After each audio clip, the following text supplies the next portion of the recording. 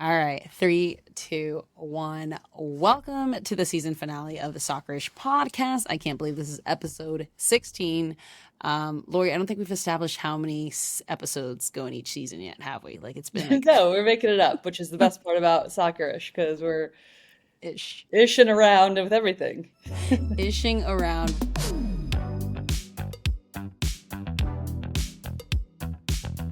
How are you personally? Like you took time off and psh, I mean, not really. We had the championship, and then it was like Thanksgiving, and here we are. And uh, I leave for the weekend for College Cup, World Sevens, and then Champions League. So maybe I'll be with you on Champions League hey, oh eventually, yeah, or let's we'll be like all working together. I guess is the best way to put it. yeah, that is the best way to say it because unfortunately, like Nastri, drive me up there. Actually, Lori and I, sorry, I'm going to use our podcast for a pun because I know you watch this, Nastri. Take us to England, please, or wherever they're going. I think Yes, they're going. Yeah. exactly. Nashri, what are we doing? Let's go. What what are we doing here? You're leaving your best talent home. No, but I think I mean, you hit it in the head, right? Like, so it's like, did you at least get Thursday off for Thanksgiving or? Oh yeah, I mean, I had Okay. every day. I had all last week off after the championship, and then. But I'm just saying, it's like I don't feel like my Yeah. vacation or holiday or off season starts until I'm done with Champions League this time next week. Ah, fair, Yeah, fair, fair, fair. I know. I mean, lots to it, right? World Cup draws this Friday. We'll now yeah, know where a lot of everyone is exciting stuff on the going. horizon. I still can't believe that's 6 months away. Lori and I will be out and about. So you're right, that's on the horizon. MLS Cup, big deal. That's happening. Miami. So Miami versus Vancouver, right? I love it because it's right. We have Messi, Busquets, we have Alba's last dance. We have the big three. When was the last time we had the big three in Miami? Oh, exactly. Let's go. Be LeBron fun. James, right? Who do we have? Yeah, LeBron James, Dwayne Wade, and Chris. Oh, sorry to be Chris Bosch, I think it yeah. was. Sorry if I got that wrong, team. But now we have the big three back in. It'll be fun to see that. Miami's first MLS Cup. Um, yeah, we'll definitely see how that goes. Just a quick thought on this. I know we could probably dig into this a little bit later, but I was surprised that that stadium was having the U.S. women's national team in it. Like they just played. The game is getting like I would think from a groundskeeper, you would not want anybody on that field that week leading up to the final. Yeah, that's a good point.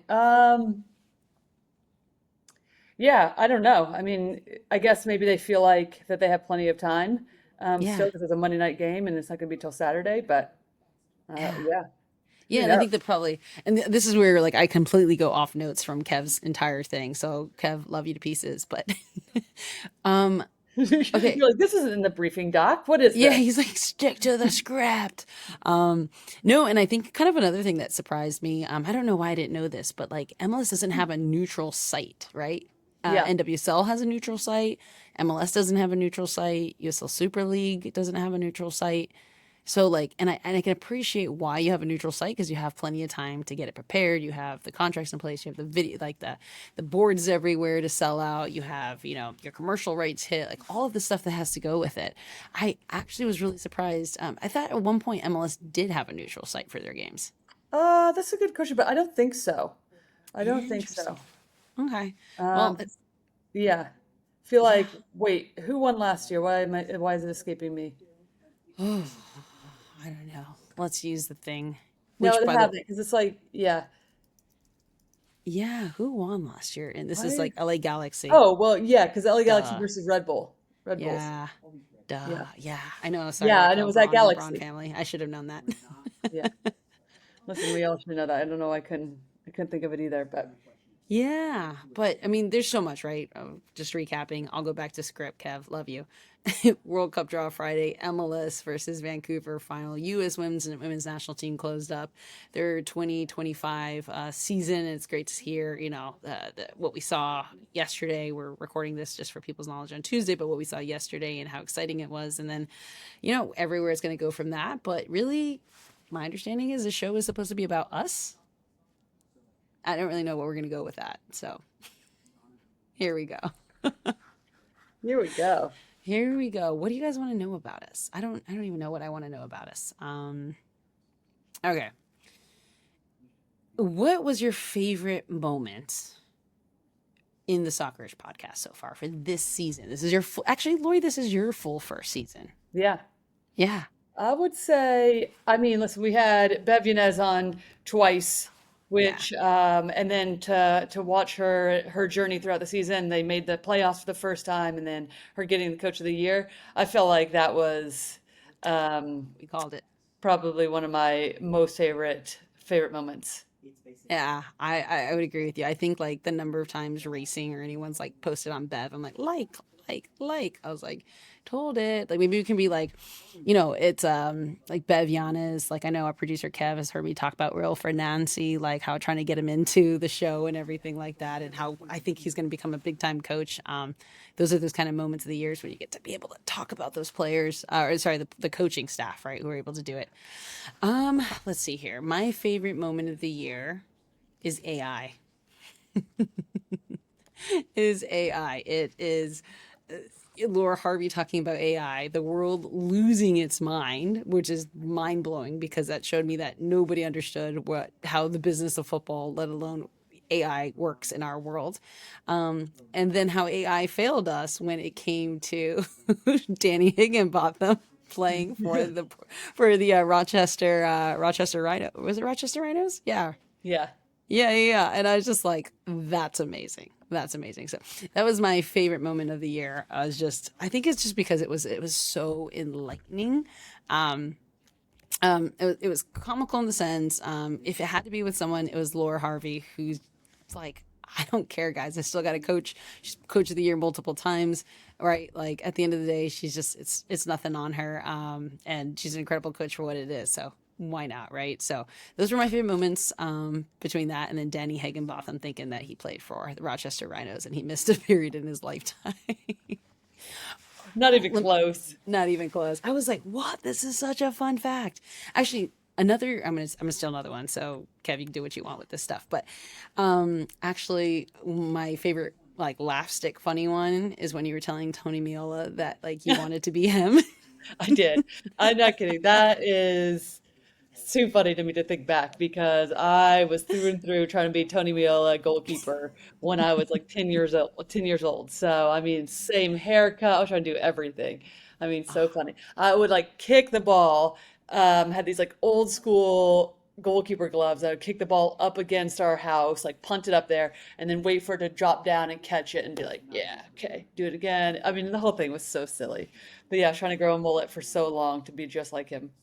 That one was good because like if you go back and you look at that podcast, our producer and Luther go back and they drop Tony Miola's like photo so you can respect it at the same time you guys are talking about it. And Tony's like, God, I wish we had a photo so you can realize it wasn't like an ugly mullet and stuff like that. And I actually didn't know what his mullet looked like back then, so I had mad respect for that. But then that like, explains a lot about you. So now it all made sense after that comment. It all made that sense. But no, so time to reflect. Okay, where we are now, season two, right? 1 year officially down with the Soccerish podcast. That's a crazy 24 episodes. That's what Kev's saying. We've done Yeah, 24 amazing. episodes. Thanks for joining me on this, because if not, I just sound like a crazy lady talking all by myself. So shout out to you for that one. Where do you think this can go? Our Soccerish podcast. What Oh, yeah, great. I mean, mountains do you want to climb?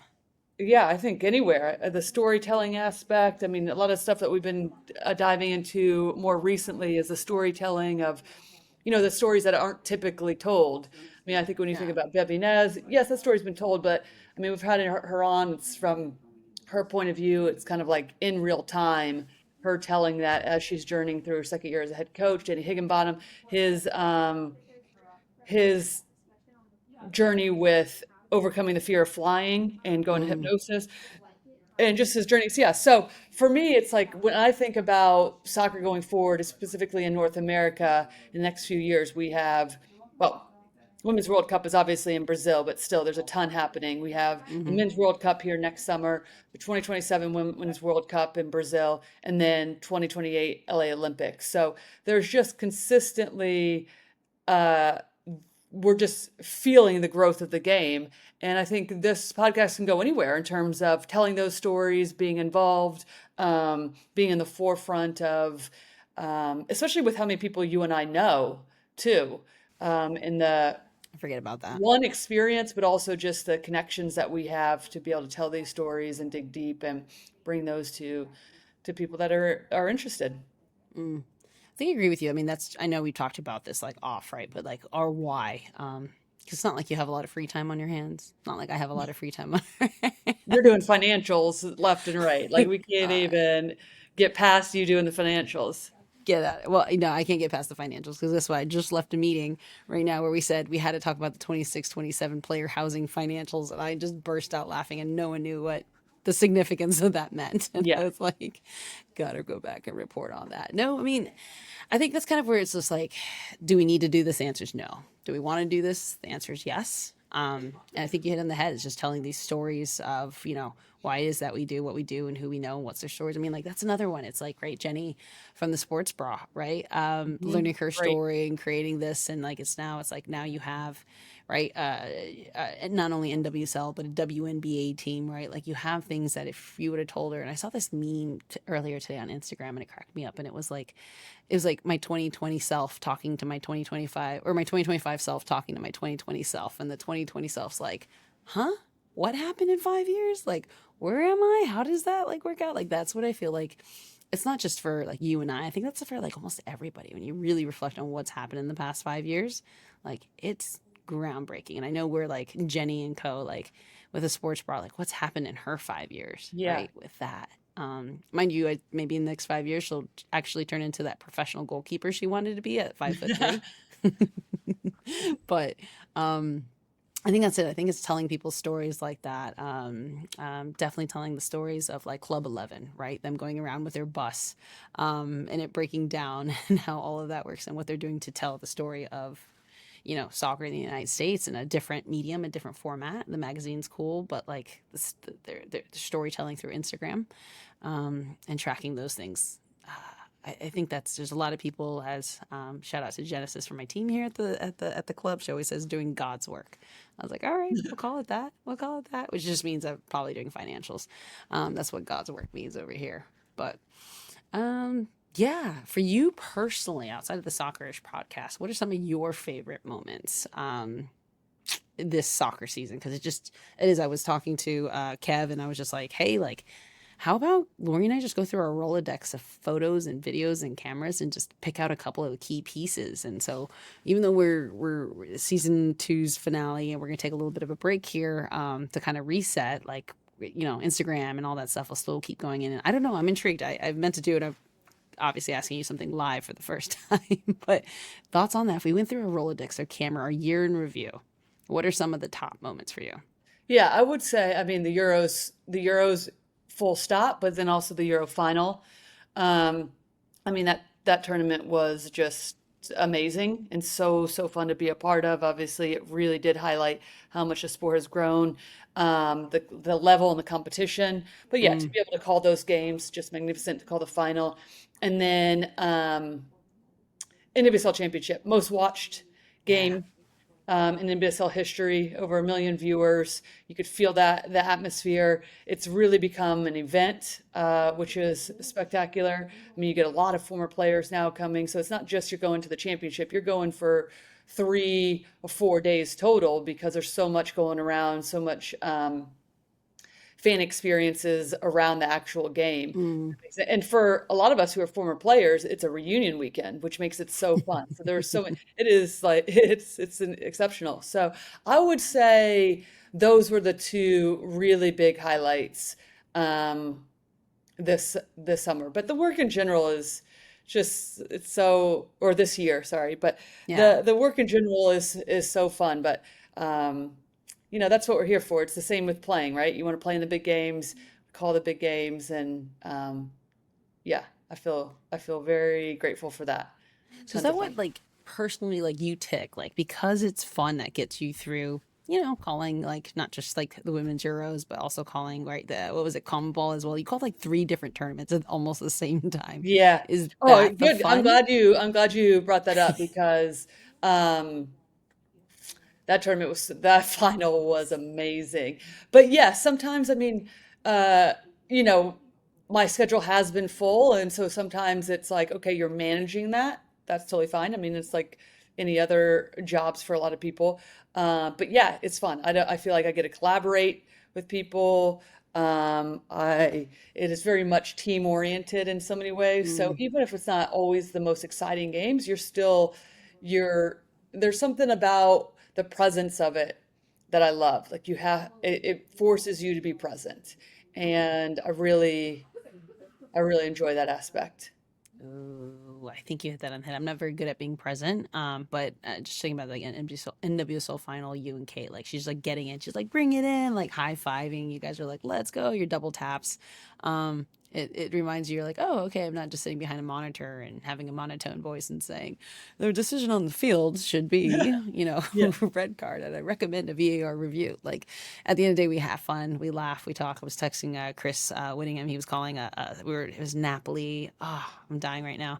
Sorry, but it was like a Serie A game, and it was Napoli this past Sunday, and it was just like there's different things. Like he's like the guy's neck is straining so hard to yell at the referee, every muscle in his neck, and just different things like that you're able to like text them live and be like, that's amazing. That's amazing. So it's like it's stuff like that. I'm with you on that. But that moment of being able to be present in person with people at the end of the day, to your point, delivering a world class product Yeah. to the fan base. The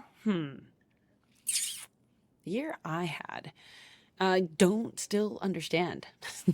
I still You're like, I have another 3.5 weeks. What do you mean? We're not done.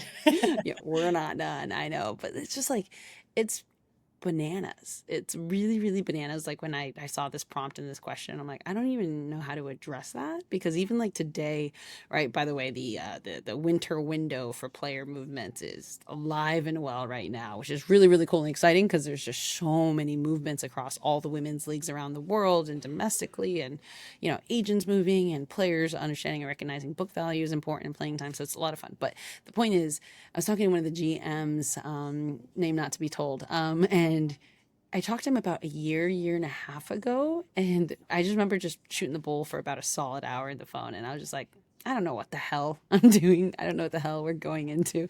Like in the sense of I don't know what the heck this is supposed to be, right? You're launching a new team, a new league. Like what does the players, look like? Like who are the players? What's the parity of the league? Like what does running a business, a pro sports team look like? Managing a locker room look like, mid-year windows. And year and a half ago, I was like, I don't know, I'll talk to you in a year. And we did that. We connected today. Right. He's doing movements and stuff too, but we just burst out laughing. I was like, I pretty sure I didn't have any of that. Let alone a championship with Tampa Bay Sun, which is just ridiculous. Everyone keeps asking me if I've let that settle in. I was like, nope, I had a boat parade to plan. And then, nope, I had financials. And then, nope, I had 3 weeks until the players were back in Mark. Yeah. And then, nope, I had contracts to negotiate. So I don't know. I think for me, it's just, I think if I sit back and I think about it, it's a bit insane. I think it's probably why I don't think about it. That sounds probably you should sit there and open up a bottle of wine and reflect. But I don't know.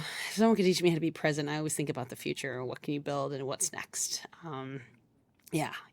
Let me know what that is. But it doesn't feel like exhaustion. Funny enough, though, like my stress levels are all over the place. Mentally, I'm not stressed, but I guess physically, I'm stressed. So that's something I got to figure out, right? That eye twitch I was talking to you about. Oh, no. That's a thing. That's a thing. So if you have any tips, because you're the strength and conditioning coach on inflammation, please let me know. I don't have tips I've had the eye twitch before. I don't have it, uh, I haven't had it recently, but I'm pretty sure that's just you need to get more sleep and allow your nervous system to settle down. So maybe that wine and a good night's sleep or several good night's sleeps and being present would help. And actually cut my hair. Yeah, that's Well, apparently you a already thing. did that, right? So you're good I for did. another year I'm almost. I can get that resolved. It's funny. The staff member was like, "Did you dye your hair?" I'm like, "Yes, my dear, I did. I did. There's a lot of white in it. I had to do something to it eventually." But yeah, no, that was a lot. What was something that changed for you this year?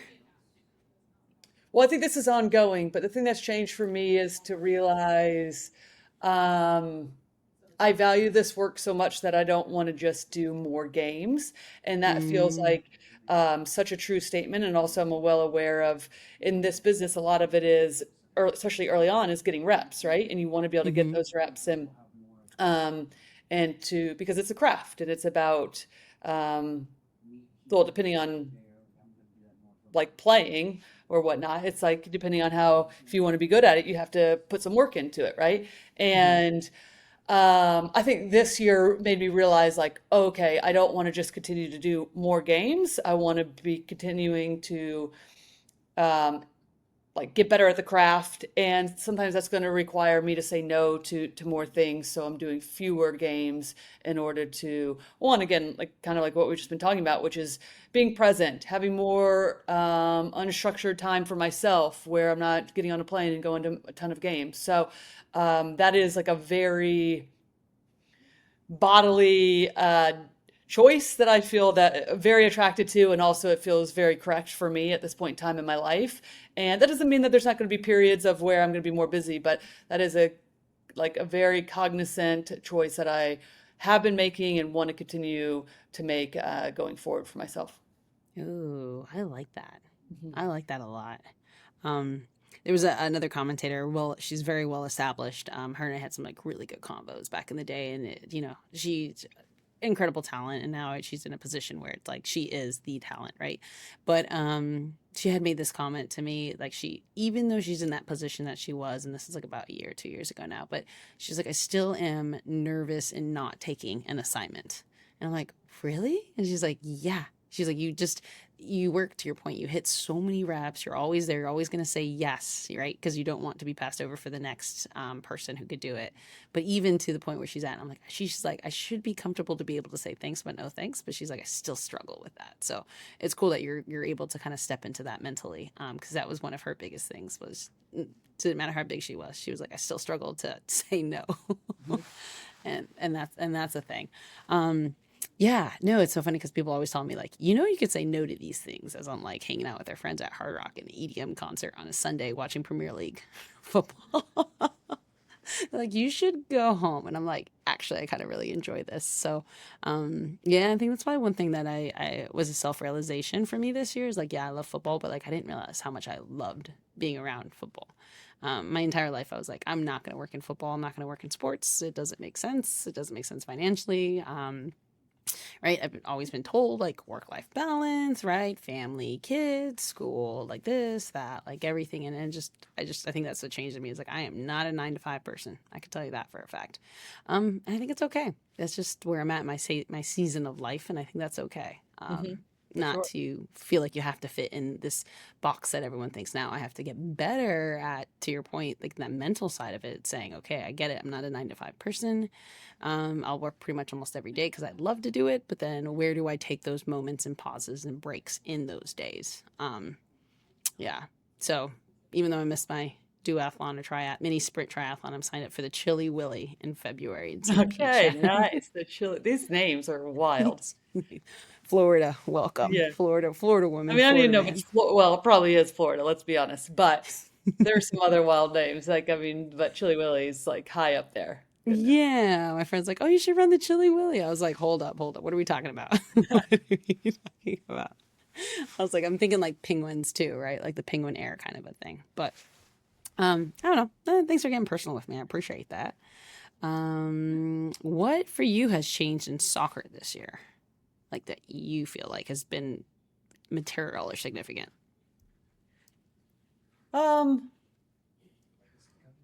well, in what way are we talking? Like just the Yeah. game? Because Yeah, whether I it's a mean, psychological standpoint, like, so I'll give you mine, for example, it's just like how this year I think has been the most seismic year where leagues, our soccer world, right? I say that specifically because in the sports world, in American sports, like, right, we're so involved in a soccer world, we forget that we're a very small blip in the radar of overall sports in the United States compared to NBA or, NFL and all that stuff. But for me, I think probably the most significant thing about soccer is this year that's happened is just seeing so much change from the leagues to say we're going to either look at and or change how we do soccer in the United States.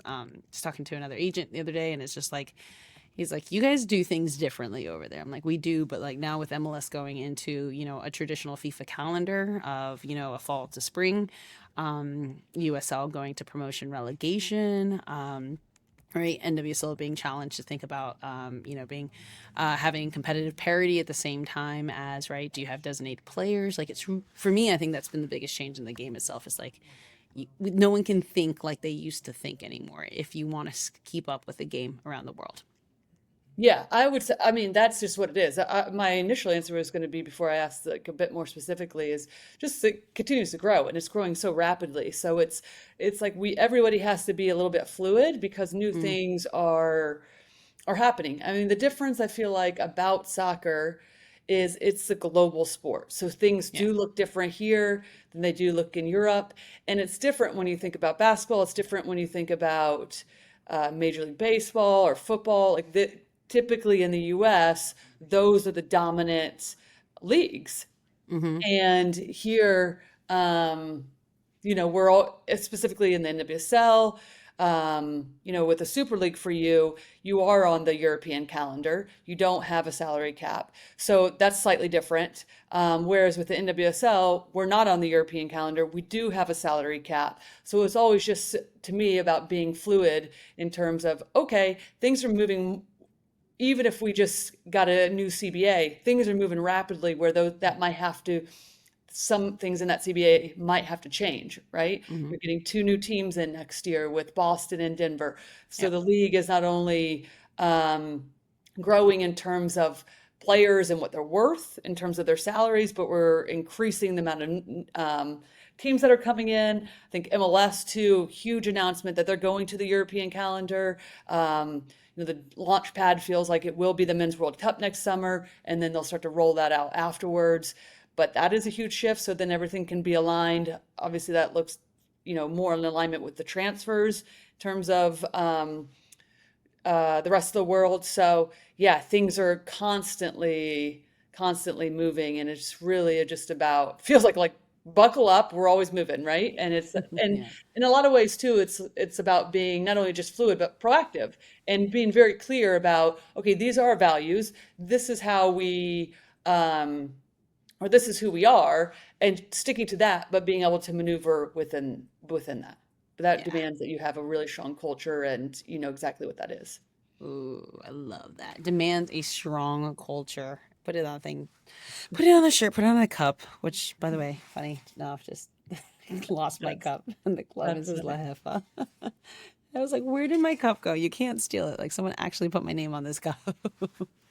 So put it on a cup. Put it on a thing. I think for me, and it's just, we get this. We also like these like, how are people how are people consuming their content around soccer, right? Like, how are they listening and hearing about it? Who's educating them? Who's teaching them? And I know, like, Kev goes, and he's a lot better than I am about like asking people like, hey, have you heard about the Soccerish podcast, right? Like, what are you thinking? What are your thoughts? And we know, right, people listen to us on their commutes. We find out that they're listening to us at training, while cooking dinner, just all of the things.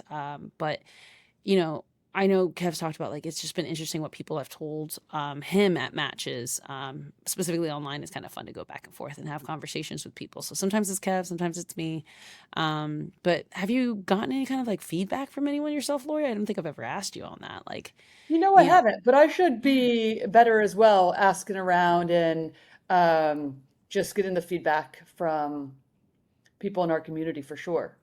yeah. Because I mean, that's the kind of the thing. Like, we look around and we're just saying, right, like, everyone's doing stuff at such a good level and such a high level that it's like, what is it that you guys don't get? So I think this is one of those moments you're supposed to say, like, hey, audience member, what do you not get from somewhere else, right? That we're able to deliver and or like able to explore. And I think that's probably like our next, right? Every year, every season, right? It's like leveling up. Like, what's our next level up?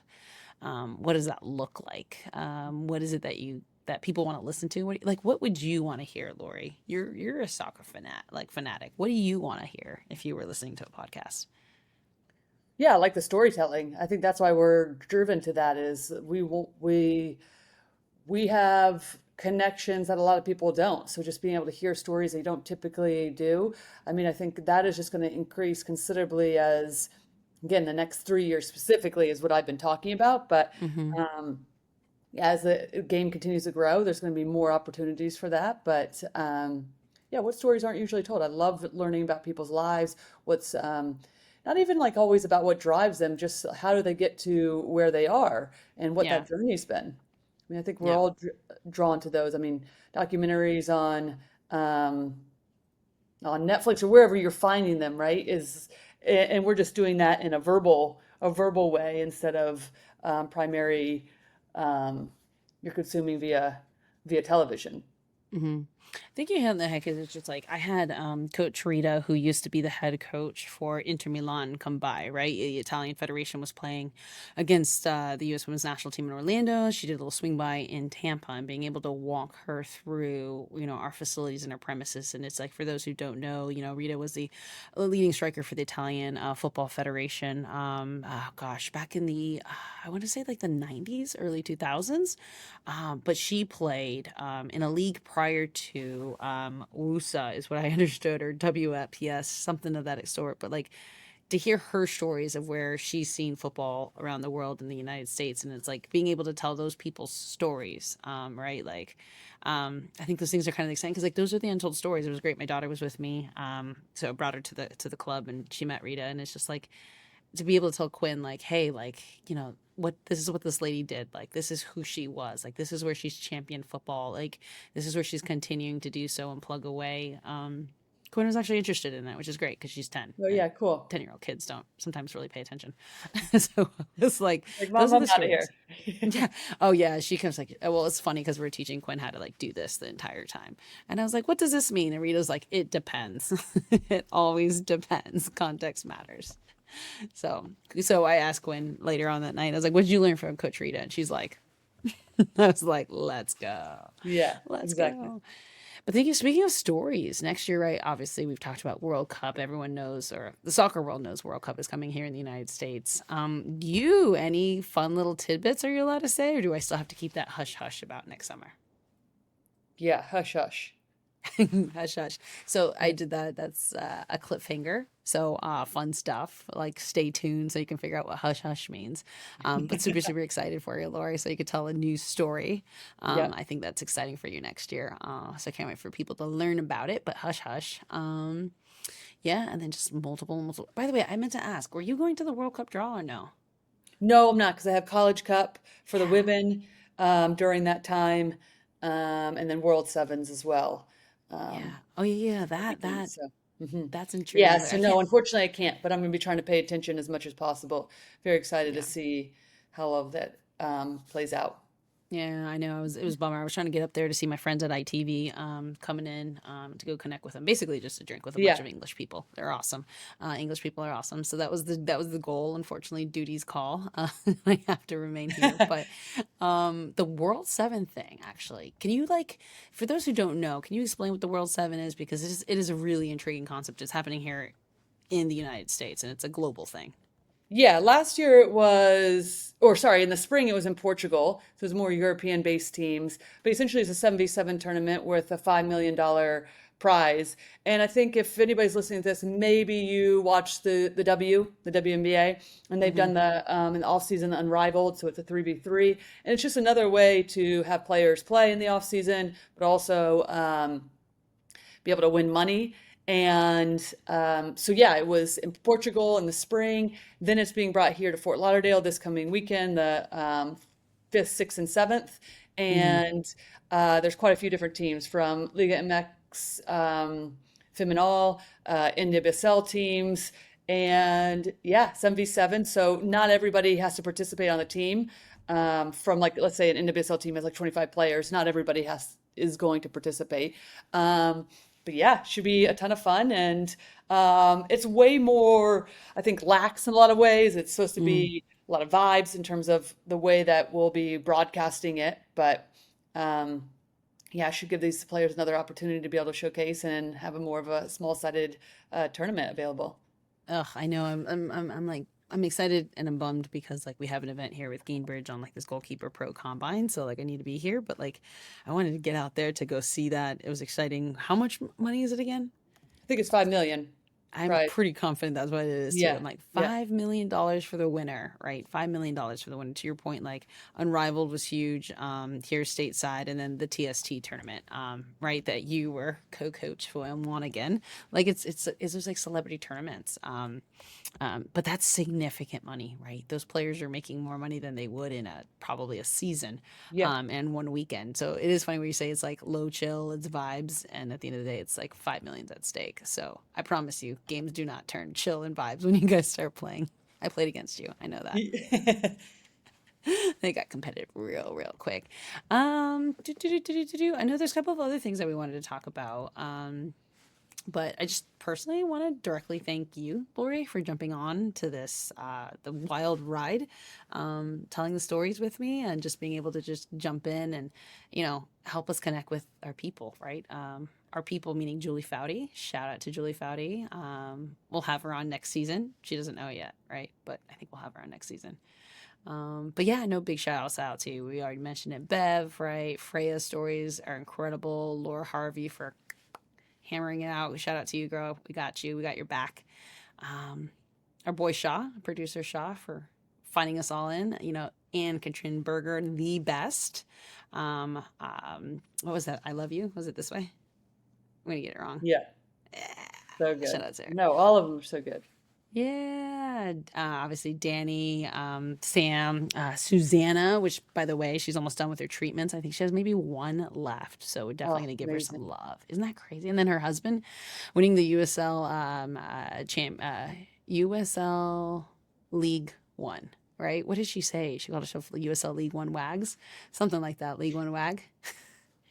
I was like, that's awesome. But thanks everyone for kind of jumping on board for that. But we talked to a lot of people about it. Can't wait for the next season to talk about it. Thank you for helping us find our voice, and thank you for letting us, tell your guys' stories as well. But truly, Lori, thank you for jumping on.